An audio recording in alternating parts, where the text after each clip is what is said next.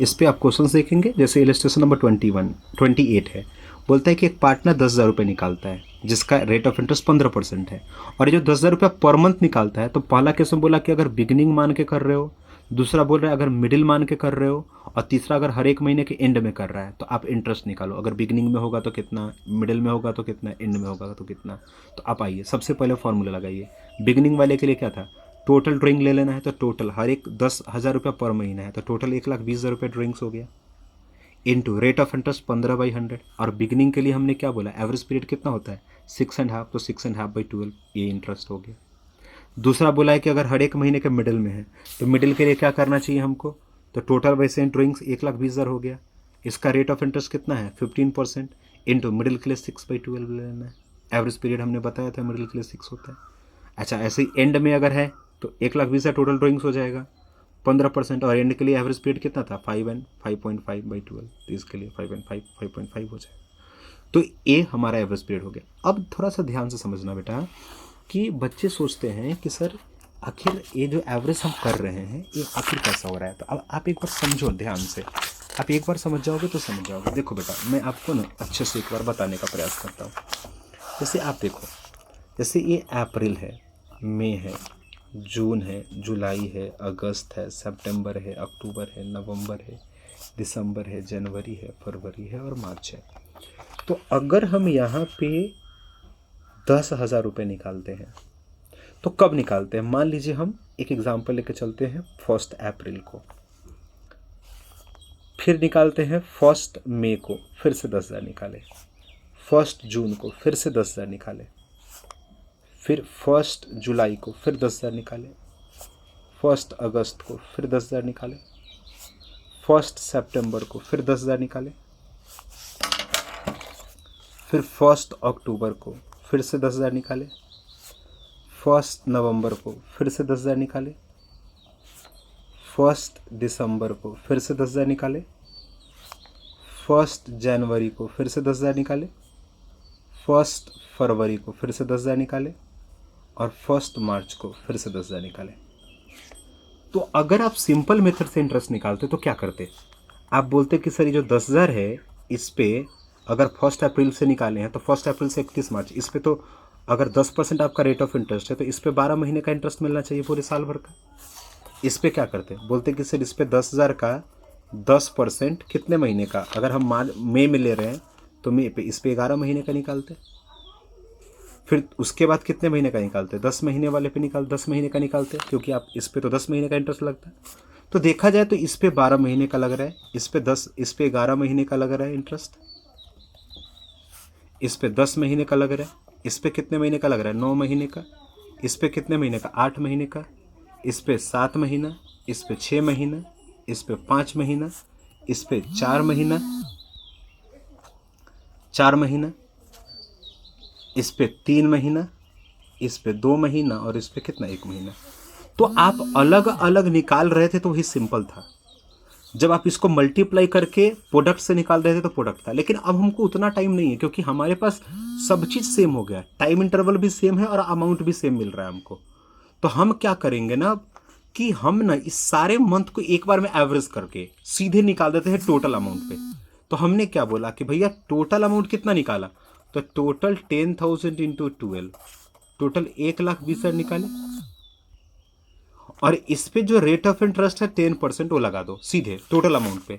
और आप अलग अलग मंथ का नहीं लिखे, सारे मंथ का एवरेज ले लो। तो सारे मंथ का एवरेज करने का क्या तरीका है, सारे अगर मंथ का हम एवरेज करें तो क्या तरीका है, 12 + 11 + 10 + 9 + 8 + 7 + 6 + 5 + 4 + 3 + 2 + 1 और डिवाइडेड बाई टोटल कितना है डिजिट 12।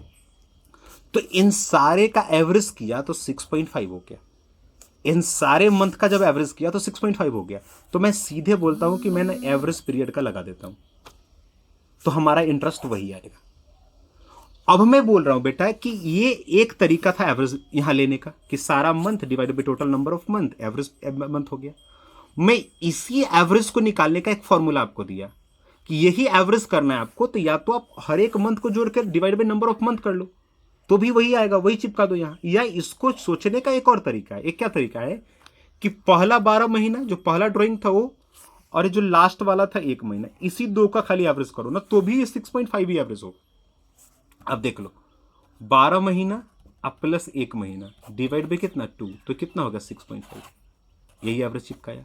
तो ये एवरेज पीरियड का मतलब हो गया कि हम हर एक महीने का अलग अलग ना निकाल के, हर एक महीने का अलग अलग ना निकाल के, हम सारा अगर अमाउंट सेम है और इंटरवल सेम है तो हम सारे अमाउंट को इकट्ठा 1,20,000 कर लेते हैं और सारे अमाउंट पे एक एवरेज पीरियड का इंटरेस्ट ले लेते हैं, तो वही आएगा। और ये जो एवरेज है वो एवरेज निकालने, एवरेज कुछ और नहीं, एक तरीका है कि 12, 11, 10, 9, 8, 7 जितना नंबर ऑफ मंथ है डिवाइड बाई जो नंबर ऑफ मंथ है उसको कर दो सबको जोड़ के। या एक तरीका है कि पहला वाला मंथ और लास्ट वाला मंथ दोनों को जोड़ के भी एवरेज करोगे तो भी वही आएगा। तो एक एवरेज करने का तरीका ये होता है, या एक ये जो तरीका होता है ये सब जानता है, लेकिन ये वाला तरीका थोड़ा समझ आया कि पहला वाला ले लो और लास्ट वाला ले लो, सीधे उसका 2 जोड़ के 2 कर दो, वही एवरेज हो जाएगा। तो यही करना है। तो बिगिनिंग के लिए 6.5 हो जाएगा एवरेज। अच्छा मान लो कि यही हम 1 अप्रैल को ना निकाल के बेटा हम निकालते, अब ये दूसरा हो सकता था 30 अप्रैल, 31 मई, 30 जून, 31 जुलाई, 31 अगस्त, 30 सितंबर, 31 अक्टूबर, 30 नवंबर, 31 दिसंबर, 31 जनवरी, 28 फरवरी और 31 मार्च। अब बोलेगा कि हर एक महीने के एंड में 2-2 हज़ार निकाल रहा है, तो इंटरवल तो सेम ही है, एक एक महीना का गैप है, चाहे बिगिनिंग वाला हो या एंड वाला हो, और अमाउंट भी सेम है।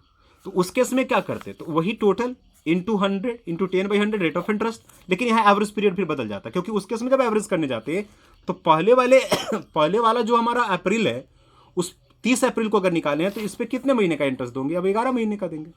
फिर अब इस पे कितना महीना का देंगे, तो इस पे 10 महीने का देंगे। तो उस समय हम 12 महीने का देते थे, लेकिन अब इस पे 11 महीने का देने वाले हैं, क्योंकि उस समय 1 अप्रैल को निकाला गया था, अब 30 अप्रैल को निकाला गया है। तो उस पे 12 महीने का इंटरेस्ट लग रहा था उस समय, लेकिन अब इस पे 11 महीने का लगेगा। फिर 1 मई था तो उस पर 11 महीने का लग रहा था, लेकिन अब 31 मई को निकाला गया दूसरा अमाउंट, तो उस पर अब 10 महीने का लगेगा।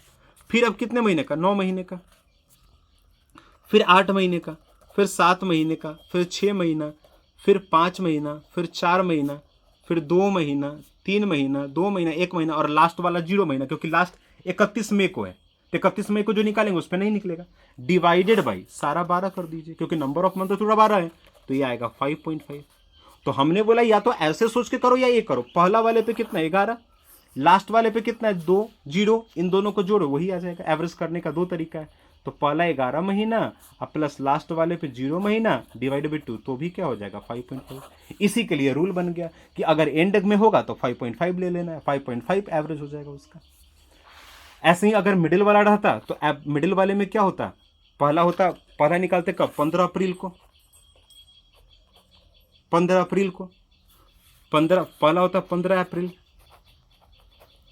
फिर क्या होता 15 मई, 15 जून, ऐसे ही चलता चला जाता। तो उस केस में क्या होता, पहला वाला 15 अप्रैल है तो इस पे कितना महीना का लगता है, 11 महीना 15 दिन, तो 11.5 मंथ, बोलिए हाँ या ना।